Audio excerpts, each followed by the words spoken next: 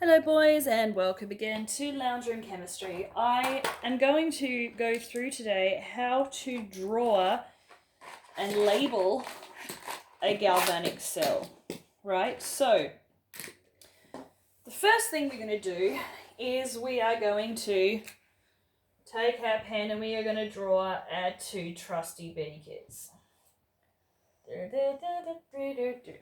Now, in each of those beakers, we're going to have some solutions. This solution is going to have copper nitrate, so we'll put copper 2 plus ions in that solution. And this one's going to have some zinc nitrate, and we're going to put some zinc 2 plus ions in that solution over here. Now, whenever we use our electrodes, we are going to put the electrodes in that correspond with the solution we've got. So this is going to be a copper electrode and this is going to be a zinc electrode. Now I'm going to connect my circuit. So this is going to connect up to a voltmeter at the top, which I'm going to use to measure the current coming out. And it's going to connect to my other electrode here.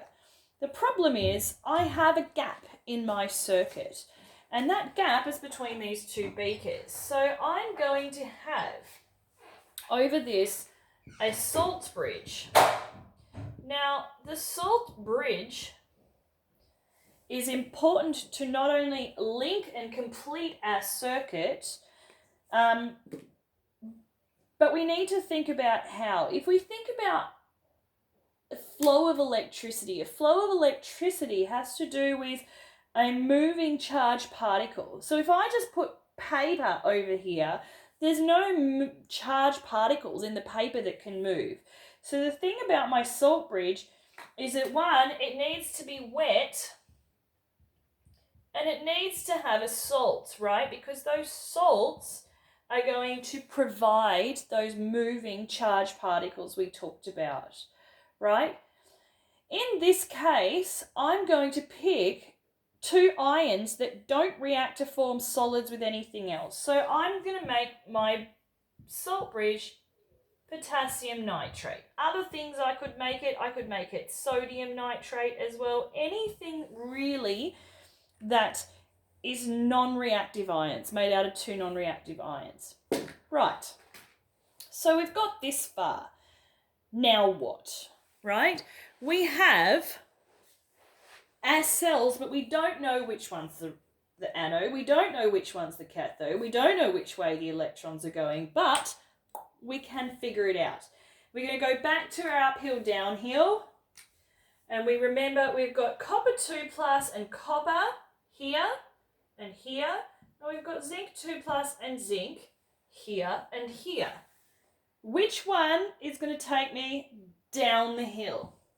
This combination takes me down the hill. So this is what we're going to have, right?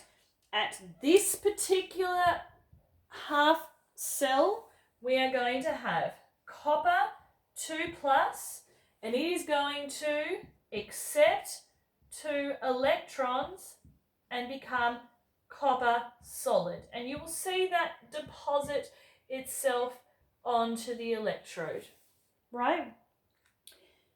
You are on this side of the equation going to have your zinc going back this direction. So the zinc is going to become zinc 2 plus 2 electrons. Now, if this is giving away its 2 electrons and it's making negative things here, this is going to be the negative electrode. And this is taking away all of the negative things, so this is going to be the positive electrode. We know in galvanic cells, or in any cell, whether it be galvanic or electrolytic, that reduction, which is this, always happens at the cathode, and that oxidation, which is this, always happens at the anode. So this is oxidation, this is our reduction. Yeah? So if we're thinking about the way the electrons move, the electrons flow from the anode through the voltmeter, traveling, like people can't do right now because of COVID-19, right? And they move from here to here. Now, when we get to this salt bridge, something else is going to happen. If I'm constantly taking copper 2 plus out of solution, right, I have a whole bunch of nitrates here floating around. I've got lots of negatively charged particles here with nothing to counterbalance that charge. So my potassiums are all going to come through the salt bridge down into here. And it's the same with this side, right? I'm going to make a whole lot of zincs because this is going to break down and my zincs are going to come out from the electrode into solution. And now I have a whole bunch of positive things with nothing to counteract that charge.